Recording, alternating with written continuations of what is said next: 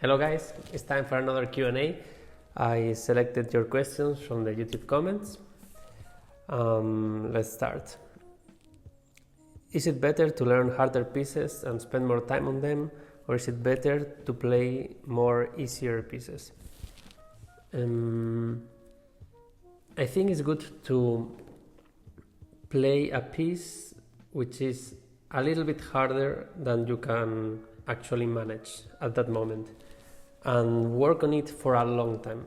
A problem I see very often with students is that they play a terribly hard piece, many levels above what they can do, and they play for a month or 2 months, and that's it. And that only hurts the student because you get bad habits, and you only get worse actually. So either, and if you play a piece which is too easy, you might not find a challenge to practice.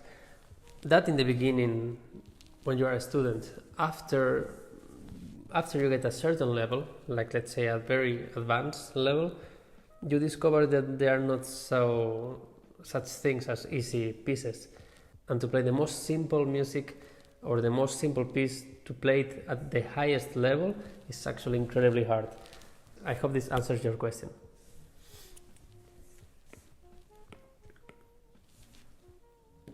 Have you ever found yourself in a situation in which the acoustic from your side is really bad?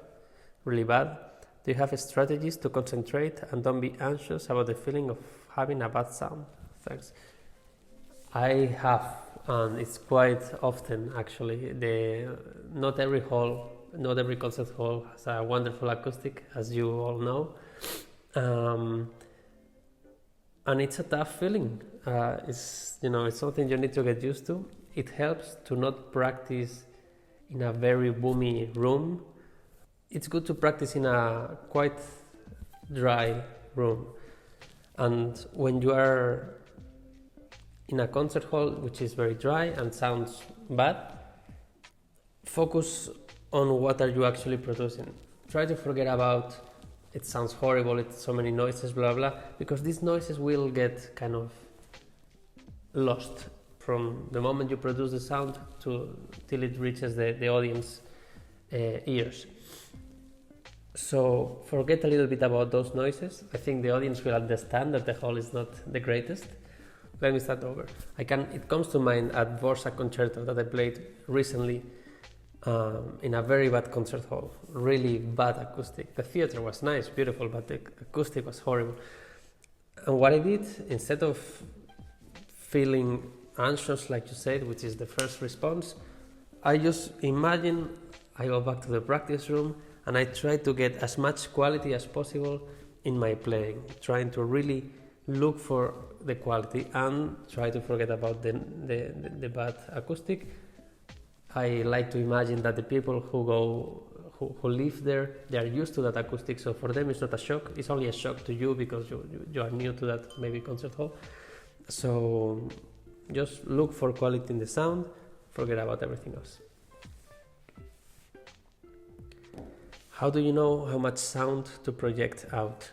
Like the sound next to your ears versus the sound within the audience seats. How do you control what the audience hears?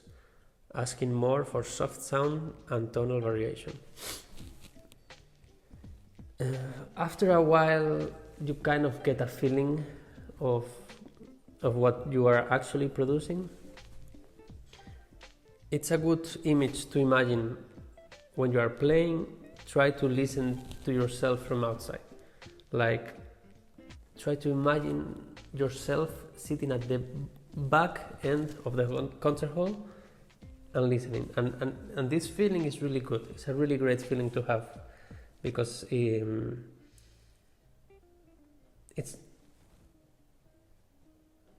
a great feeling to have. It feels like you are really reacting to the sound in the hall.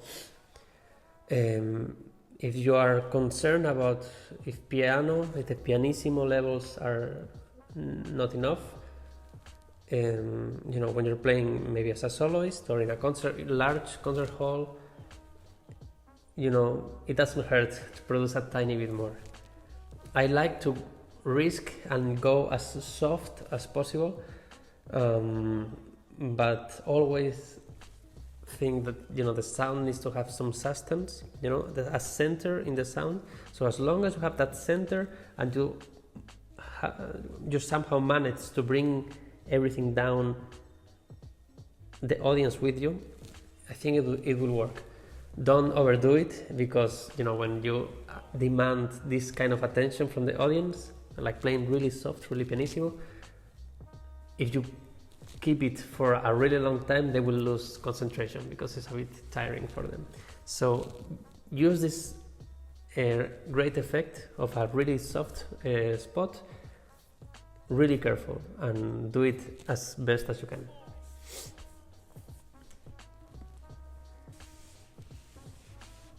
Have you ever had a crisis, maybe thinking you wouldn't want to study cello anymore, or had a period in which you wouldn't want to study at all? I never had this kind of crisis. I had moments of frustration because I couldn't play good enough, or do what my teachers demanded. But this frustration only made me want to practice harder and longer. So,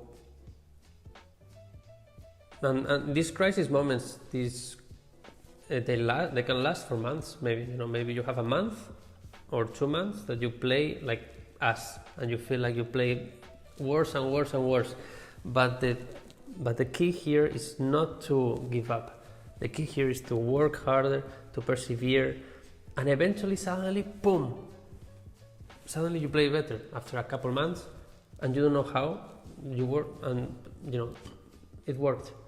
And then you will feel good for like a few weeks and whatnot, and then boom, another crisis. I'm talking about student years, like from 12 to 25, like these really student years. You will have very often this crisis, or at least I had very often these moments of frustrations. Or now it comes and goes. Someday I don't feel good, someday I feel better. But what I said, the key here is to really persevere, and when it does not feel good, try to figure out why. Don't give up. How do you deal with out of shape? Example, you feel like you play much worse than you usually do, even though you still practice a lot. Feeling out of shape is the worst feeling for me. I hate it. I know exactly what you mean. But usually when you practice a lot, it's hard to feel out of shape. Maybe if you are still practicing a lot and you still feel out of shape, it might have to do with your habits. Meaning, are you drinking enough water? Are you going to sleep too late? Are you drinking alcohol too much? Because these things, they dehydrate you, or they give you a bad feeling physically. And in my experience, if I had a long night, my arms feel stiff and weird, and I hate this feeling. That's why I cut my nights a long time ago and much shorter, and I don't overdrink, and I try to be hydrated, try to sleep well enough. So these things are very important, just like an athlete. We are the same, and we have a lot of sensitivity in our arms. Eso, pero puede ser que tu método de estudio también is not the right one, ¿sabes? Porque si estudias mal, aunque estudies 10 horas mal, you don't feel in shape either, no? Another possibility, which Angela, who is recording, she just pointed out, it can be that you're feeling out of shape because maybe you are not practicing the right way. Meaning, I feel out of shape even if I practice 4 or 5 hours. It has happened to me, like for example, I'm in a hotel room for like 3-4 days and I'm practicing. I cannot practice in the concert hall or whatever, and I'm practicing with mute. I'm practicing really holding my sound up, playing really soft. This will kill your shape feeling. For me to feel in shape, you need to practice with a full sound, and super strong in the left hand. So both hands need to be really strong.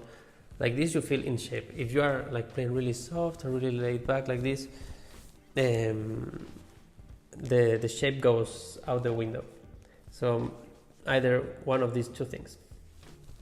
Okay, so that's all, these few questions that I chose from you guys. Remember, if you want to ask a question, write Q&A plus your question, either in Spanish or in English, and I will try to get to all of them eventually. Thank you for watching. See you soon.